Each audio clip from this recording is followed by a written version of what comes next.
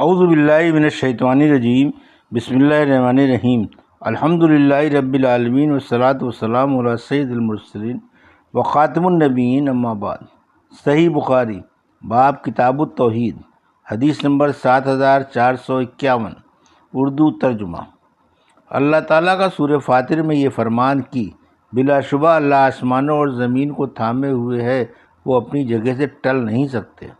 ہم سے موسیٰ بن اسماعیل نے بیان کیا، کہا ہم سے ابو عوانہ نے بیان کیا، ان سے اعمش نے، ان سے ابراہیم نے، ان سے علقمہ نے اور ان سے عبداللہ بن مسعود رضی اللہ عنہ نے کہ ایک یہودی عالم رسول اللہ صلی اللہ علیہ وسلم کے پاس آئے اور کہا، اے محمد، قیامت کے دن اللہ تعالیٰ آسمانوں کو ایک انگلی پر، زمین کو ایک انگلی پر، پہاڑوں کو ایک انگلی پر، اور درخت اور نہروں کو ایک انگلی پر، اور تمام مخلوقات کو ایک انگلی پر رکھے گا۔ پھر اپنے ہاتھ سے اشارہ کر کے کہے گا کہ میں ہی بادشاہ ہوں۔ اس پر آپ صلی اللہ علیہ وسلم ہنس دیے اور یہ آیت پڑھی، وما قدر اللہ حق قدرہ، جو سورہ زمر میں ہے۔ حدیث نمبر 7452، اردو ترجمہ۔ آسمانوں اور زمین اور دوسری مخلوق کے پیدا کرنے کا بیان، اور یہ پیدا کرنا اللہ تبارک و تعالیٰ کا ایک فعل اور اس کا امر ہے۔ پس اللہ رب العزت اپنی صفات، اپنے فعل اور اپنے امر سمیت خالق ہے، وہی بنانے والا ہے اور غیر مخلوق ہے، اور جو چیز بھی اس کے فعل، اس کے امر، اس کی تخلیق اور اس کی تکوین سے بنی ہے، وہ سب مخلوق اور مکون ہے۔ ہم سے سعید بن ابی مریم نے بیان کیا، انہوں نے کہا ہم کو محمد بن جعفر نے خبر دی، انہوں نے کہا مجھے شریک بن عبداللہ بن ابی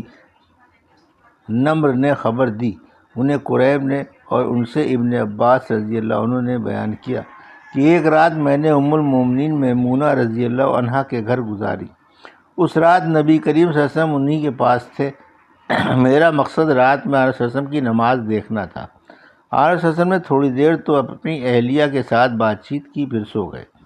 جب رات کا آخری تہائی حصہ یا بعض حصہ باقی رہ گیا تو آپ اٹھ بیٹھے اور آسمان کی طرف دیکھ کر یہ آیت پڑھی، بلا شبہ آسمانوں اور زمین کی پیدائش میں عقل رکھنے والوں کے لیے نشانیاں ہیں۔ پھر اٹھ کر آپ نے وضو کیا اور مسواک کی، پھر 11 رکعتیں پڑھی۔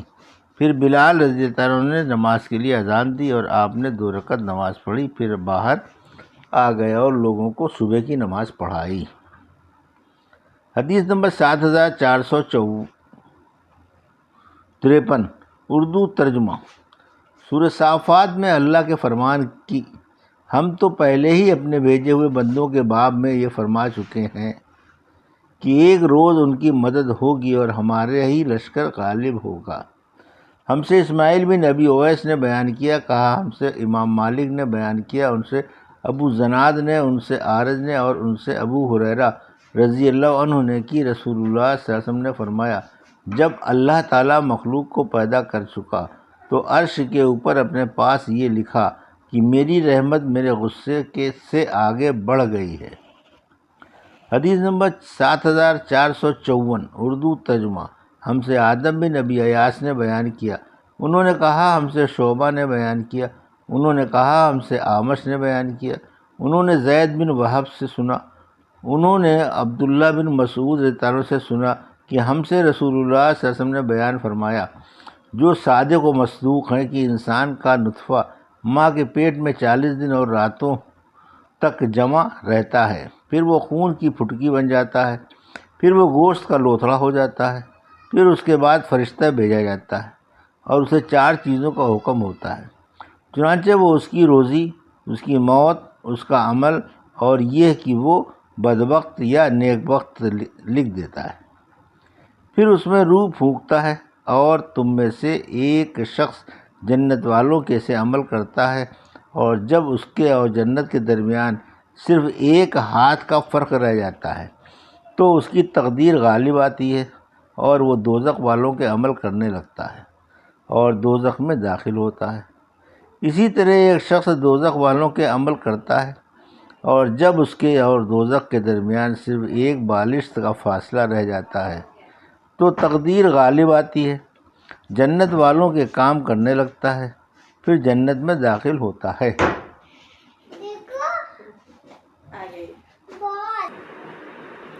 حدیث نمبر 7455 اردو ترجمہ۔ ہم سے خلاد بن یحییٰ نے بیان کیا، کہا ہم سے عمر بن زر نے بیان کیا، کہا ہم نے اپنے والد زر بن عبداللہ سے سنا، وہ سعید بن جبیر سے بیان کرتے تھے اور وہ ابن عباس رضی اللہ عنہ سے کہ نبی کریم صلی اللہ علیہ وسلم نے فرمایا، اے جبرائیل، آپ کو ہمارے پاس اس سے زیادہ آنے میں کیا رکاوٹ ہے جتنا آپ آتے رہتے ہیں؟ اس پر یہ آیت سورہ مریم کی نازل ہوئی، اور ہم نازل نہیں ہوتے لیکن آپ کے رب کے حکم سے۔ اسی کا ہے وہ سب کچھ جو ہمارے سامنے ہے اور جو ہمارے پیچھے ہے، الا یہ بیان کیا کہ محمد صلی اللہ علیہ وسلم کو یہی جواب آیت میں اترا۔ حدیث نمبر 7456 اردو ترجمہ۔ ہم سے یحییٰ بن جعفر نے بیان کیا، کہا ہم سے وکیع بن جراح نے بیان کیا، ان سے اعمش نے، ان سے ابراہیم نخعی نے، ان سے علقمہ نے اور ان سے عبداللہ بن مسعود رضی اللہ عنہ نے کہ میں رسول اللہ صلی اللہ علیہ وسلم کے ساتھ مدینے کے ایک کھیت میں جا رہا تھا، اور آپ صلی اللہ علیہ وسلم ایک کھجور کی چھڑی پر ٹیکا لیتے جاتے تھے۔ پھر آپ یہودیوں کی ایک جماعت سے گزرے تو ان میں سے بعض نے بعض سے کہا کہ ان سے روح کے متعلق پوچھو، اور بعض نے کہا کہ اس کے متعلق مت پوچھو۔ آخر انہوں نے پوچھا تو آپ چھڑی پر ٹیک لگا کر کھڑے ہو گئے، اور میں آپ کے پیچھے تھا۔ میں نے سمجھ لیا کہ آپ پر وحی نازل ہو رہی ہے، چنانچہ آپ نے یہ آیت پڑھی، اور لوگ آپ سے روح کے متعلق پوچھتے ہیں، کہہ دیجئے کہ روح میرے رب کے امر میں سے ہے، اور تمہیں علم بہت تھوڑا دیا گیا ہے۔ سورہ بنی اسرائیل۔ اس پر بعض یہودیوں نے اپنے ساتھیوں سے کہا کہ ہم نے کہا نہ تھا کہ مت پوچھو۔ حدیث نمبر 7457 اردو ترجمہ۔ ہم سے اسماعیل بن ابی اویس نے بیان کیا، کہا ہم سے امام مالک نے بیان کیا، ان سے ابو زناد نے، ان سے اعرج نے اور ان سے ابو ہریرہ رضی اللہ عنہ نے کہ رسول کریم صلی اللہ علیہ وسلم نے فرمایا، جس شخص نے اللہ کے راستے میں جہاد کیا اور اس کے نکلنے کا مقصد اس کے راستے میں جہاد اور اس کے کلام کی تصدیق کے سوا اور کچھ نہیں تھا، تو اللہ اس کا ضامن ہے کہ اسے جنت میں داخل کرے اگر وہ شہید ہو گیا، یا ثواب اور مال غنیمت کے ساتھ اسے وہیں واپس لوٹا دے جہاں سے وہ آیا تھا۔ حدیث نمبر 7458 اردو ترجمہ۔ ہم سے محمد بن کثیر نے بیان کیا، کہا ہم سے سفیان بن عینیہ نے بیان کیا، ان سے اعمش نے، ان سے ابو وائل نے اور ان سے ابو موسیٰ رضی اللہ عنہ نے کہ ایک شخص نبی کریم صلی اللہ علیہ وسلم کے پاس آیا اور کہا کہ کوئی شخص حمیت کی وجہ سے لڑتا ہے، کوئی بہادری کی وجہ سے لڑتا ہے اور کوئی دکھاوے کے لیے لڑتا ہے، تو ان میں سے کون اللہ کے راستے میں ہے؟ آن صلی اللہ علیہ وسلم نے فرمایا کہ جو اس لیے لڑتا ہے کہ اللہ کا کلمہ ہی بلند رہے۔ حدیث نمبر 7459 اردو ترجمہ۔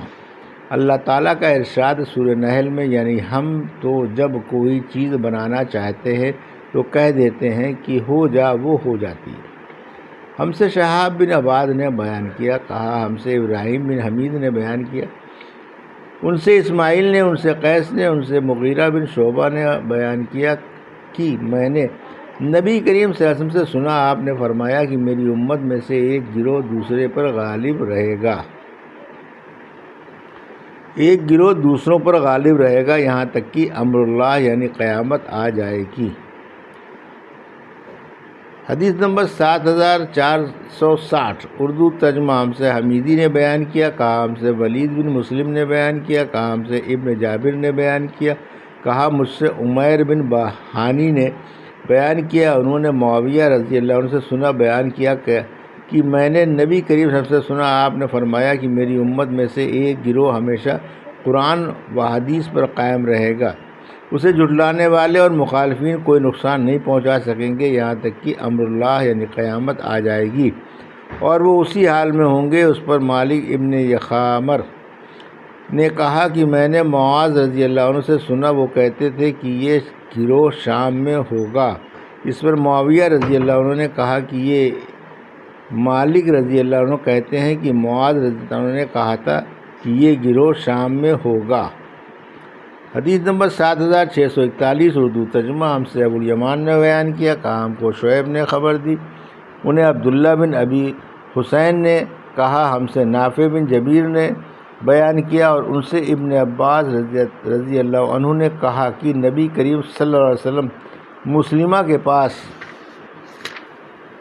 رکے، وہ اپنے حامیوں کے ساتھ مدینے میں آیا تھا، اور اس سے فرمایا کہ اگر تو مجھ سے لکڑی کا ٹکڑا بھی مانگے تو میں یہ بھی تجھ کو نہیں دے سکتا، اور تمہارے بارے میں اللہ نے جو حکم دے رکھا ہے تو اس سے آگے نہیں بڑھ سکتا، اور اگر تو نے اسلام سے پیٹھ پھیری تو اللہ تجھے ہلاک کر دے گا۔ حدیث نمبر 7462 اردو ترجمہ ہم سے موسیٰ بن اسماعیل نے بیان کیا، کہا ہم سے عبد الواحد بن زیاد نے بیان کیا، ان سے اعمش نے، ان سے ابراہیم نخعی نے، ان سے علقمہ بن قیس نے، اور ان سے عبداللہ بن مسعود رضی اللہ عنہ نے بیان کیا کہ میں نبی کریم صلی اللہ علیہ وسلم کے ساتھ مدینے کے ایک کھیت میں چل رہا تھا، آن صلی اللہ علیہ وسلم اپنے ہاتھ کی چھڑی کا سہارا لیتے جاتے تھے، پھر ہم یہودیوں کی ایک جماعت کے پاس سے گزرے تو ان لوگوں نے آپس میں کہا ان سے روح کے بارے میں پوچھو، کچھ یہودیوں نے مشورہ دیا کہ نہ پوچھو، کہیں کوئی ایسی بات نہ کہیں جس کا ان کی زبان سے سننا تم کو پسند نہ ہو،